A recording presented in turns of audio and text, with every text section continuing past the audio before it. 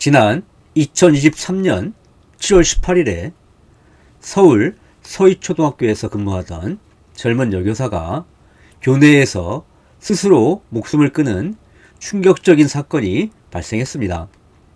경찰은 고인이 학교에 부임한 이후 학급 아이들 지도, 학부모 상담 등 학교 관련 문제와 개인 신상 등의 문제가 복합적으로 작용해 극단적 선택을 한 것으로 판단된다고 설명했습니다. 당시 전국의 수많은 교사들을 주말마다 여의도 광장으로 모이게 했던 사건의 진상이 제대로 밝혀졌는지 의문이지만 다행히도 2024년 2월 27일 해당 교사의 순직이 인정되었습니다. 서희초사태 직후 교육부는 교권 회복 및 보호 강화 종합방안을 발표했습니다. 여기서 학생, 교원, 학부모가 상호 존중하는 모두의 학교를 목표로 교원이 정당한 생활지도, 아동학대와 구분, 교육활동 침해 학생 즉시분리, 교육지원청으로 교권보호위원회 이관, 학교에 학부모 민원 대응 시스템 마련 등과 함께 불합리한 학생인권 조례 개선을 교권보호 대책으로 제시했습니다. 당시 한국교총은 교권 5대 대책 및 30대 과제에서 5대 대책으로 수업 방해, 교권 침해 등 문제 행동 학생 대책, 무분별한 무고성 아동학대 신고로부터 학생의 학습권 및 교원의 교권보호 대책, 학부모에 의한 교권 침해 및 악성 민원 대책, 학교폭력 예방법 조속 개정, 교권보호 여건 및 학교 환경 마련을 제시했습니다. 그리고 교권보호 여건 및 학교 환경 마련을 위한 과제 가운데 하나로 학생인권 조례 전면 재정비, 재검토를 제시했습니다. 권리에 대한 책임과 의무의 균형, 교원지휘법, 교원보호 조례와의 상충 조항을 개선해야 한다는 것입니다. 지난 서희초 사태 이후 교사들은 교권보호와 충돌한다는 이유로 학생인권 조례 폐지를 요구했습니다. 그래서 충남도의회가 학생인권 조례를 폐지했고 서울시의회도 최근에 서울학생인권 조례 폐지 조례안을 다시 통과시켰습니다. 이미 2024년에 학생인권 조례 폐지 조례안을 의결했는데 서울시 교육감이 대법원에 재의결 무효 확인과 집행정지를 청구하자 이번에 다시 통과시킨 것입니다. 정근식 서울시 교육감은 입장문에서 학생인권 조례가 학생인권을 실질적으로 보장해온 최소한의 제도라는 이유로 조례를 존치해야 한다고 주장했습니다. 그리고 교육 회복에 대한 근본적 고민 없이 일방적이고 반복적으로 학생인권 조례를 폐지하려는 것은 교육에 대한 정치의 폭력이라고 하면서 제2 요구와 함께 학생인권 조례 폐지 효력을 정지시킨 대법원 결정을 훼손한 시의회 의결의 위법성을 담은 의견서를 대법원에 제출했다고 밝혔습니다. 또한 정 교육감은 학생의 인권이 교육 공동체 모두의 인권의 출발이며 교권 보호와 학생의 인권 보장은 대립되는 가치가 아니라 서로를 지탱해 함께 나가는 것이라고 주장했습니다. 그리고 학생의 인권의 후퇴는 교육 공동체 모두의 인권을 후퇴시키는 것이라며 단호히 대응해서 우리 교육의 본질을 지켜내겠다고 밝혔습니다. 정 교육감의 말대로 교권과 학생의 인권은 대립되는 가치가 아니라 서로를 지탱해 함께 나아가는 것입니다. 하지만 서울시 학생인권 조례가 교권과 충돌하는 규정이 적지 않은 것은 부정할 수 없는 사실입니다. 지금 대부분의 교육청이 학생인권 조례를 두고 있지 않거나 폐지하고 있는 이유도 교사의 정당한 생활 지도와 충돌하는 규정들이 적지 않기 때문입니다. 학생인권 조례가 학생의 인권을 보호하기 위한 최소한의 제도적 장치라는 정 교육감의 말도 사실과 다릅니다. 학생인권 조례는 2010년 경기도교육청에서 최초로 제정된 이후 17개 시도교육청 가운데 경기, 광주, 전북, 제주, 인천 모두 5개 교육청에서만 시행하고 있습니다. 그렇다면 나머지 12개 시도교육청은 학생 인권을 보호하기 위한 최소한의 제도적 장치도 없다는 말인지 묻지 않을 수 없습니다. 대부분의 교육청에서는 초중등교육법, 교육기본법, 교원지휘법 등 다양한 법률들을 통해 학생 인권을 충분히 보장하고 있습니다. 따라서 학생 인권 조례는 최소한의 제도적 장치가 아니라 일부 진보적 교육감들이 내세우고 있는 정치 편향적 조례라고 보는 것이 합리적입니다. 만약 지금 학교에서 학생 인권 침해 문제가 심각하다면 조례가 아니라 관련 법률들을 시급히 개정해야 합니다. 실제로 2024년에 김문수 민주당 의원이 학생 인권 보장에 관한 법률안을 대표 발의하였습니다. 전국적으로 학생들의 권리를 보장하고 지역별 학생 인권 조례 폐지와 같은 상황에서도 학생들이 평등한 인권을 보장받을 수 있도록 하자는 것입니다. 그리고 교육부와 교육청에 각각 학생인권위원회 및 교육청 학생인권위원회를 두고 시도교육청에 학생인권센터를 설치해서 학생인권 옹관을 장으로 두도록 하였습니다. 하지만 교사단체의 반발이 크게 확산되자 김 의원이 법안 발의를 철회하였습니다. 교사단체에서 학생인권법이나 학생인권 조례에 반대하는 이유는 정상적인 생활지도를 어렵게 할 뿐만 아니라 정당한 생활지도조차 학생인권 침해로 신고당할 수 있다는 우려가 크기 때문입니다. 교사단체들은 학생인권센터 설치가 인권 침해의 주관성과 모호성으로 인해 생활지도를 무력화할 가능성이 높다고 지적했습니다. 이미 학생인권센터가 설치되어 있는 일부 교육청에서는 교사의 정당한 생활지도조차 학생인권 침해로 신고당해서 조사받는 일이 자주 벌어지고 있다는 것입니다. 특히 교사단체들은 학생인권법이 교사의 교육권을 위축시키고 생활지도를 포기할 수밖에 없게 만든다며 심각한 우려를 표명했습니다. 그리고 법령이 우선되어 기존의 학생생활지도에 관한 고시와 학칙 등이 효력을 잃게 되면 교육 현장에 혼란을 초래할 가능성이 높다고 비판했습니다. 실제로 서울시 학생인권 조례는 지난 서희초 사태에 대한 대책으로 교육부가 발표한 학생생활지도에 관한 고시와 충돌하는 조항이 적지 않습니다. 교육부 고시 제11조 제7항에서는 학교의 장과 교원은 학생이 자신 또는 타인의 생명, 신체에 위해를 끼치거나 중대한 손해를 끼칠 우려가 있는 물품을 소지하고 있다고 의심되는 경우 학생의 소지 물품을 조사할 수 있다고 규정되어 있습니다. 그리고 제8항에서는 학교의 장과 교원은 학칙으로 정하는 바에 따라 지정된 물건을 학생으로부터 분리하여 보관할 수 있다고 명시되어 있습니다.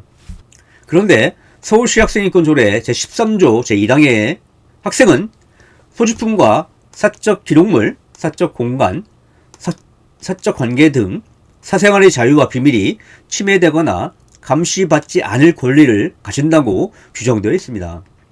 그리고 제2항에 교직원은 학생과 교직원의 안전을 위하여 긴급한 필요가 있는 경우가 아니면 학생의 동의 없이 소지품을 검사하거나 압수하여서는 안 된다고 규정되어 있습니다. 불가피하게 학생의 소지품 검사를 하는 경우에는 최소한의 범위로 한정되어야 하며 불특정 다수의 학생을 대상으로 하는 일괄 검사 또는 검사의 목적물을 소지하고 있을 것이라는 합리적인 의심이 없는 학생을 대상으로 하는 검사를 해서는 안 된다는 것입니다. 또한 교육부 고시 제15조에는 원칙적으로 학생이 수업 중에 휴대전화를 사용해서는 안 된다고도 규정되어 있습니다.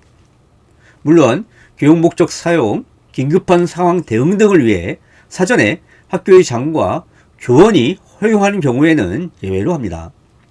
그런데 조례 제13조 제4항에 학교의 장 및 교직원은 학생의 휴대폰을 비롯한 전자기기의 소지 및 사용 자체를 금지해서는 안 된다고 규정되어 있습니다. 학교는 교육활동과 학생들의 수업권을 보장하기 위해 제19조에 따라 학생이 그 제정 및 개정에 참여한 학교 규칙으로 학생의 전자야 기기의 사용 및 소지의 시간과 장소를 규제할 수 있는 정도입니다. 과거 학생인권 조례가 제정되기 전에는 학교에서 아침에 휴대폰을 모두 걷었다가 방과 후에 돌려주는 학교가 많았습니다. 그런데 학생인권 조례로 인해 휴대폰을 걷는 학교가 거의 없습니다. 하지만 다행히 최근 수업 시간에 휴대폰 사용을 금지하는 법률 개정안이 통과되었기 때문에 이와 관련된 조례 규정도 폐지해야 합니다. 한편 학생인권 조례로 인해 학생 상벌점제를 실시하기가 어렵다는 것도 문제입니다. 체벌 금지 이후 현재 학교에서 가장 효율적이면서 거의 유일한 생활지도 시스템인 학생 상벌점제를 약화시키거나 금지해버린 학생인권 조례의 폐지가 무엇보다 시급합니다. 그나마 서울시 학생인권 조례 제25조 제4항에는 학교의 장 및 교직원은 상벌점제를 포함한 학생에 대한 지도 방법의 결정 및 그 집행의 절차에서 학생의 인권을 보호하기 위해 노력하여야 한다라고 규정되어 있습니다. 그래서 대부분의 학교에서 학생 상벌점제를 실시하고 있습니다. 그런데 경기도 학생인권 조례 제25조 제4항에는 학교의 장은 학생에 대한 교육 방법으로 상벌점제를 할 수 없다라고 규정되어 있습니다. 경기도에서는 서울시에서도 허용하고 있는 상벌점제를 아예 금지하고 있는 것입니다.